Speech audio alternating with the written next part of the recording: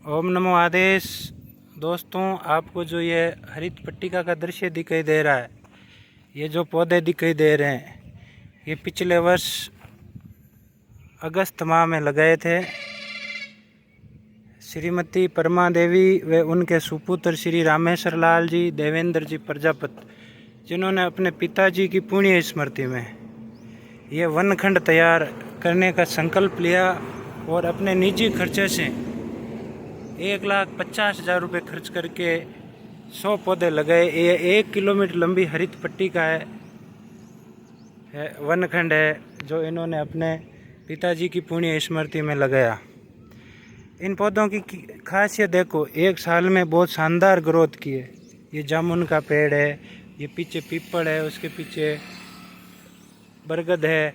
यहाँ देशज प्रजाति के पौधों का भी विशेष ध्यान रखा जाता है। जैसे ये आक है, इस आक के पेड़ की भी बहुत उपयोगिता है। जब भयंकर गर्मियाँ पड़ती है तब हिरण है, खरगोश है, उनको खाने को कुछ मिलता नहीं, तब इसके पुष्प वन्य जानवर इसके पुष्प खाते हैं और अपनी भूख प्यास बुझाते हैं।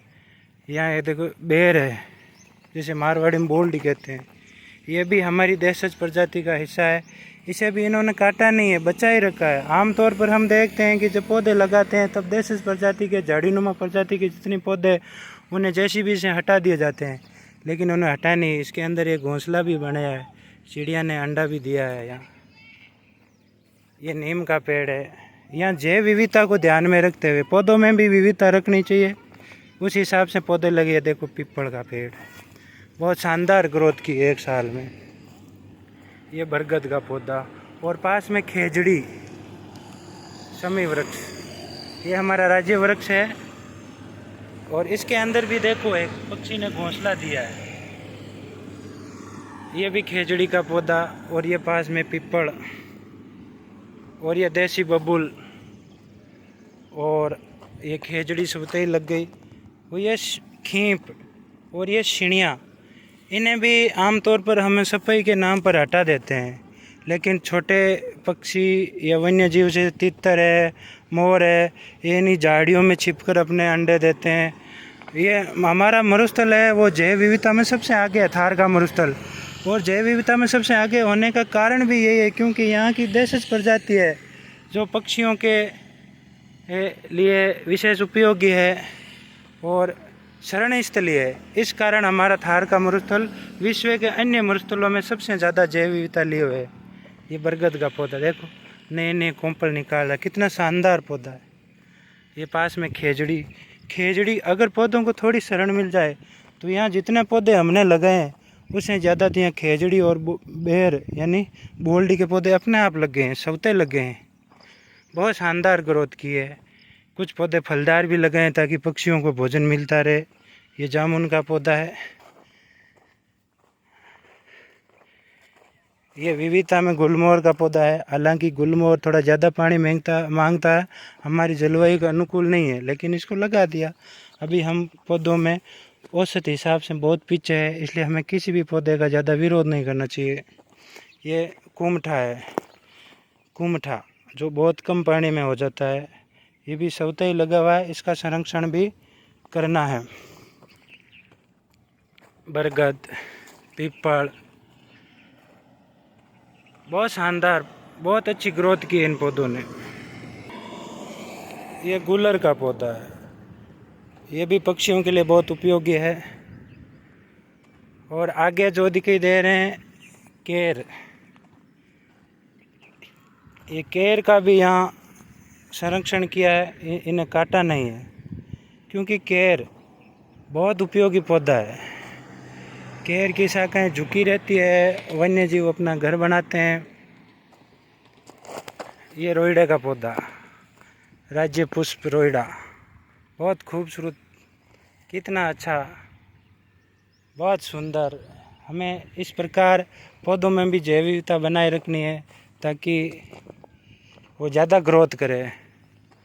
देखो इन पौधों ने एक साल में कितनी शानदार ग्रोथ की है। ये नीम, ये तो मानो समझ लो पेड़ बन गया है। और नीम के पास में देखो केर का पौधा, बहुत शानदार। वास्तव में प्रजापति परिवार को मैं धन्यवाद देना चाहता हूँ, आभार व्यक्त करना चाहता हूँ। उन्होंने अपने पिताजी की स्मृति में यह वनखंड जो तैयार किया, या वनखंड तैयार करने का जो संकल्प लिया है, वह महापुण्य का काम है। और यहाँ देशज और दीर्घायु दोनों प्रकार की प्रजाति के पौधों का संगम देखने को मिल रहा है। ये बरगद राष्ट्रीय वृक्ष, और बरगद के साथ ही ये कुमठा, और कुमठे के पास में ये पीपल। बहुत अच्छी ग्रोथ की इन पौधों ने, बहुत शानदार, क्या खूबसूरत नज़ारा। 1 किलोमीटर लंबी हरित पट्टिका है, और इस परिवार ने 1.5 लाख रुपए खर्च करके ये पौधे लगाए हैं। तो मैं आभार व्यक्त करना चाहता हूँ। आप भी अपने गांव में किसी ऐसे भामाशाह को मोटिवेट करें, प्रेरित करें, जो अपने दादाजी के नाम पर, दादी माँ के नाम पर, अपने पिताजी या माताजी के नाम पर स्मृति वन में एक वनखंड तैयार करे। यहाँ ज़्यादातर दीर्घायु और देशज प्रजाति के ही पौधे हैं। बहुत सुंदर, खूबसूरत नज़ारा। विविधता के नाम पर कचनार का पौधा लगाया है। यहाँ पौधों में खूब सारी जैव विविधता है। वापस पीपल, बहुत खूबसूरत वर्दी की है, बहुत सुंदर ये पौधे लग रहे हैं, शानदार ग्रोथ की है।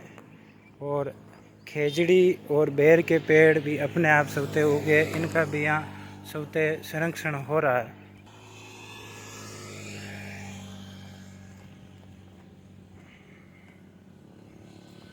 यहाँ लगभग हमने 100 पौधे लगाए, और 100 पौधों को जो संरक्षण मिला, तो 100 पौधे कुमटा, खेजड़ी, बेर, रोइडा के सवते उगे।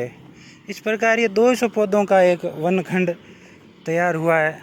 बहुत शानदार। ये देसी बबूल है, ये भी उगा हुआ देसी बबूल भी हमें नहीं काटने चाहिए, पड़े रहने दो।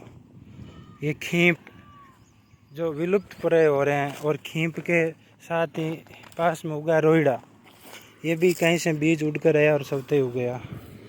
ये खींप पहले खूब होते थे, तितर, मोर छिपकर इनमें अंडे देते थे। छोटे बच्चे इनकी आड़ में बड़े होकर संख्या बढ़ाते थे। लेकिन आजकल क्या है, पक्षियों को न तो कहीं आवास मिल रहा है, न प्रजनन अनुकूल परिस्थितियाँ। इधर को बेर में भी एक घोंसला बनाया है, शायद किसी पक्षी ने यह अंडा दिया होगा।